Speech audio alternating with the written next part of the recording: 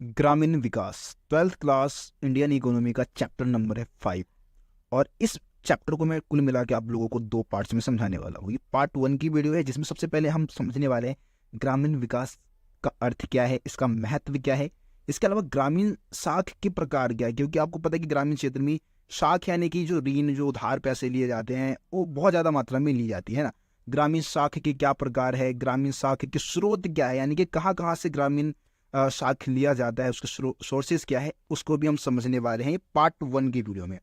बाकी आगे के जो टॉपिक है उसको हम पार्ट 2 में समझेंगे। ठीक है, तो चलिए अब हम अपने टॉपिक्स को समझना स्टार्ट करते हैं। इससे पहले अभी तक आप लोगों ने अगर रोशन सा स्टडी पॉइंट को सब्सक्राइब नहीं किया है तो सब्सक्राइब कर ले, क्योंकि पूरी इंडियन इकोनॉमी का सिलेबस में आप लोगों को एनिमेशन के थ्रू करवाने वाला हूँ। ठीक है, तो सबसे पहले हम बात करते हैं कि ग्रामीण विकास का मतलब क्या है।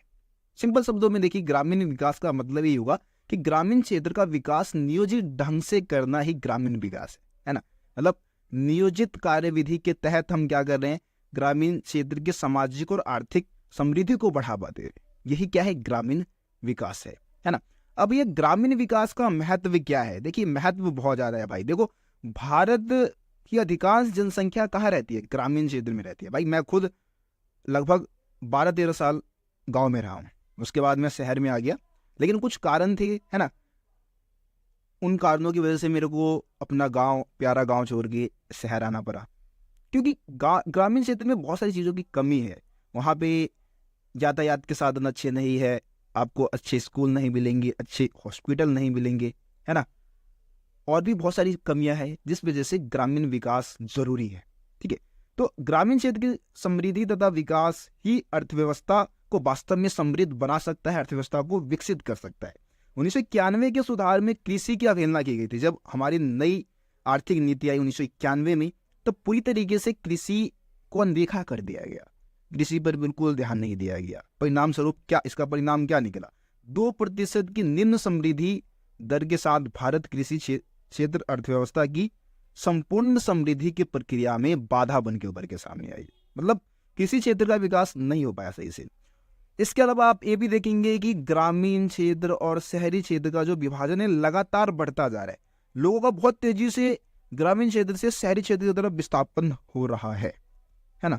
तो क्योंकि आपको पता है कि ग्रामीण क्षेत्र में संसाधनों की कमी है, साधनों की कमी है, सुविधाओं की कमी है, लेकिन शहरों में इन सारी चीज़ें आसानी से लोगों को मिल जाती है। इस वजह से लोग शहरों की तरफ आ रहे हैं, है ना। शहर में लोगों को रोजगार मिल जाता है, यातायात के साधन अच्छे मिल जाते हैं, हॉस्पिटल अच्छे मिल जाते हैं, भाई स्कूल अच्छे मिल जाएंगे, तो इस वजह से लोग शहरों की तरफ विस्थापित हो रहे हैं।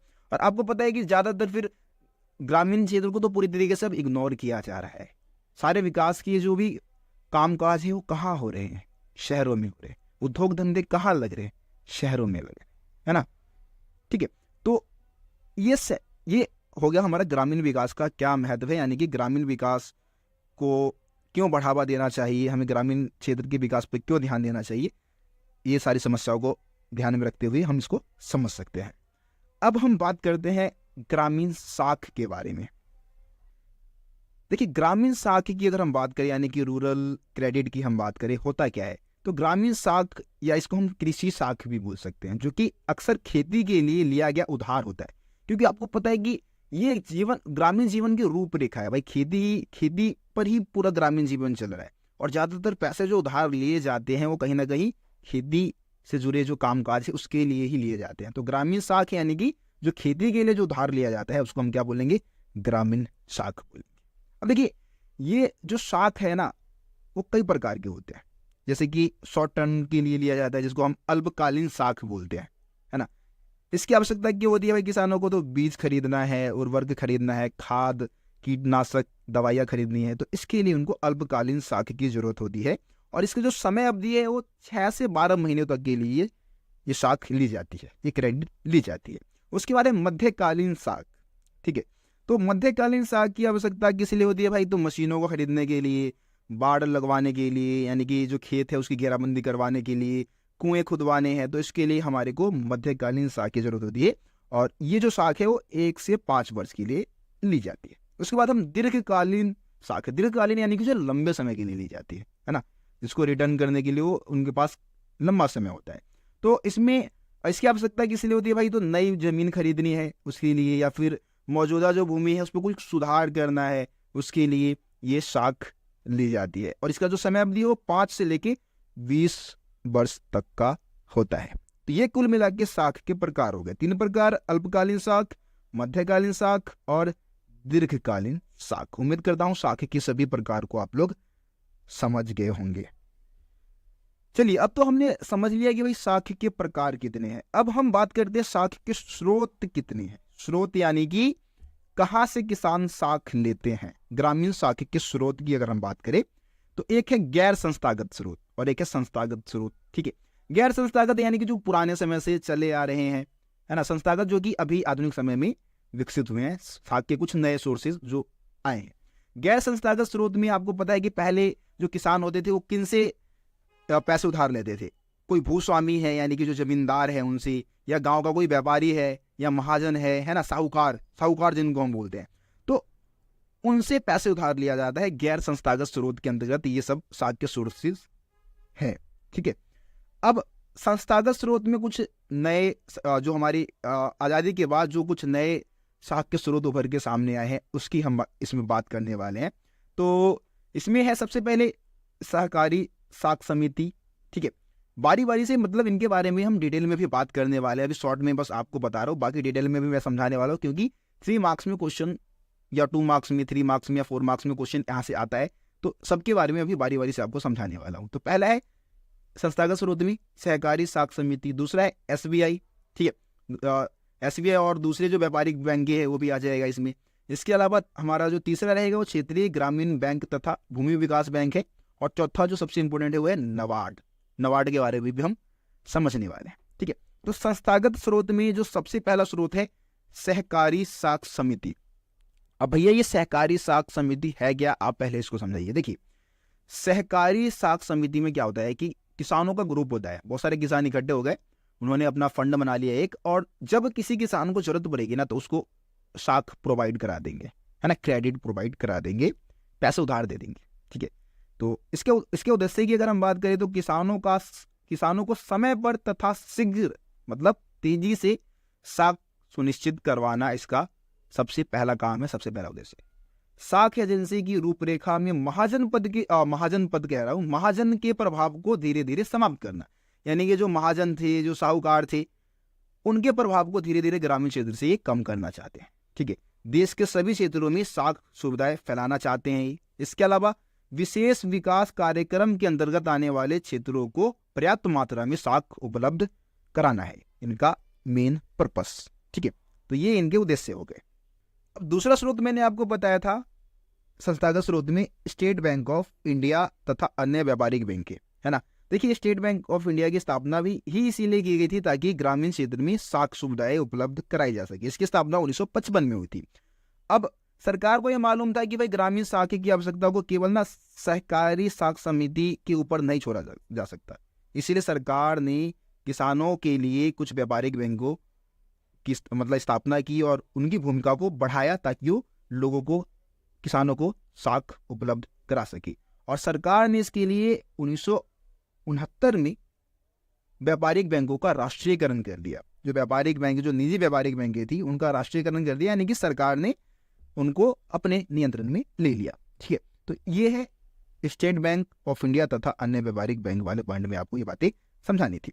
अब तीसरा जो स्रोत है वो है क्षेत्रीय ग्रामीण बैंक तथा भूमि विकास बैंक। अब भैया इसमें आपको पता है कि हर राज्य में क्या होता है, बहुत सारी ग्रामीण बैंकें होती है। ठीक है, ग्रामीण बैंक जैसे कि बिहार ग्रामीण बैंक है, पंजाब ग्रामीण बैंक है, हमारे गांव में भी ग्रामीण बैंक है। तो उनका काम क्या होता है भाई, इनकी स्थापना जो पिछड़े जिले है तथा जो दूर के जो ग्रामीण क्षेत्र है वहाँ पे साख की पूर्ति को प्रोत्साहित करने के लिए किया गया है कि भाई छोटे छोटे जो जिले हैं, पिछड़े जिले हैं, वहाँ पे भी आसानी से लोगों को पैसे उपलब्ध हो जाए, उधार मिल जाए। ये बैंक अपना कार्य जिला स्तर पर स्थानीय स्टाफ की सहायता से संपन्न करती है। इन्हें आदेश है कि मुख्यतः ग्रामीण जनसंख्या के कमजोर वर्गों को साख उपलब्ध कराए। मतलब जो कमजोर तबका है उनको ये साख उपलब्ध कराती है ग्रामीण जो क्षेत्रीय ग्रामीण बैंक है वो। ठीक है, तो उम्मीद करता हूँ कि आपको ये पॉइंट्स भी समझ में आ गया होगा। अब हम अगले पॉइंट की बात करते हैं जो कि है राष्ट्रीय कृषि एवं ग्रामीण विकास बैंक, जिसको हम शॉर्ट में नबार्ड बोलते हैं, है ना। तो नाबार्ड जो है वो कृषि साख की सर्वोच्च संस्था है। ग्रामीण साख के क्षेत्र में जितनी भी नीतियाँ बनती है, उसका जो नियोजन होता है, उसका जो संचालन होता है, वो सारे काम इसी के क्षेत्र में आती है। ये सारे काम कौन करती है? नाबार्ड करती है। ठीक है, इसकी स्थापना जो है वो 1982 में की गई थी।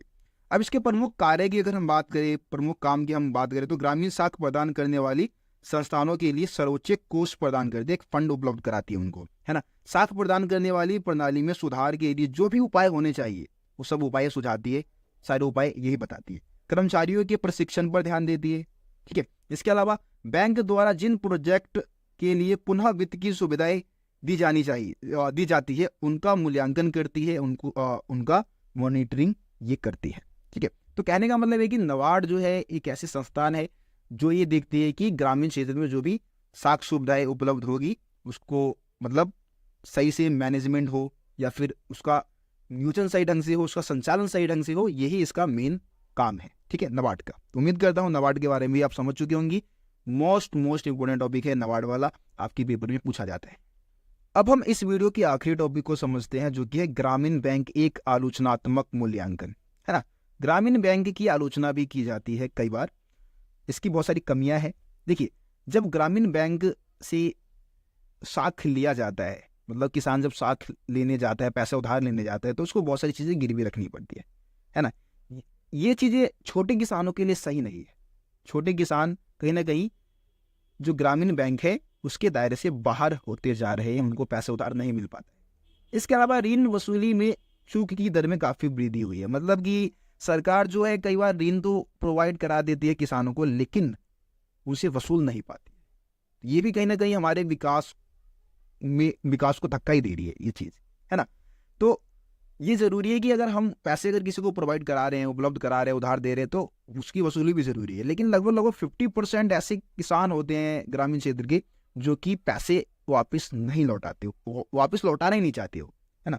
लोगों की बचतों को एकत्रित करने का जो कार्य है वो भी बहुत धीमा है। जो ग्रामीण क्षेत्र की जो बैंक हैं, लोगों की बचत को, सेविंग को सही से अपने तक नहीं ला पा रही, नहीं खींच पा रही है ना। इसके अलावा ग्रामीण साख की जो मांग है वो बहुत ज़्यादा है, लेकिन उसकी पूर्ति बहुत कम है। ठीक है, तो ये सारी समस्या है ग्रामीण बैंक की, इसको निपटाना चाहिए, सरकार को भी इस पे ध्यान देना चाहिए। ठीक है, उम्मीद करता हूँ आज की इस वीडियो में जो भी टॉपिक आपको समझाया है समझ में आ गया होगा। किसी भी टॉपिक में दिक्कत है आप मेरे को कमेंट में बता सकते हैं। ठीक है, बाकी अगले वीडियो बहुत जल्दी आपको प्रोवाइड करा दूंगा मैं, क्योंकि काफ़ी समय से वीडियो नहीं बना पा रहा था, लेकिन अब तो एक्टिव रहना है क्योंकि आप लोगों का एग्जाम बहुत ही नज़दीक है, तो वीडियोस लगातार अभी बनेगी। ठीक है, बस आप लोग अपना प्यार इसी तरीके से बनाए रखिए, चैनल को आगे बढ़ाने में आप अपना सपोर्ट करें। मिलते हैं आप लोगों से अगली वीडियो में, तब तक के लिए जय हिंद, जय भारत,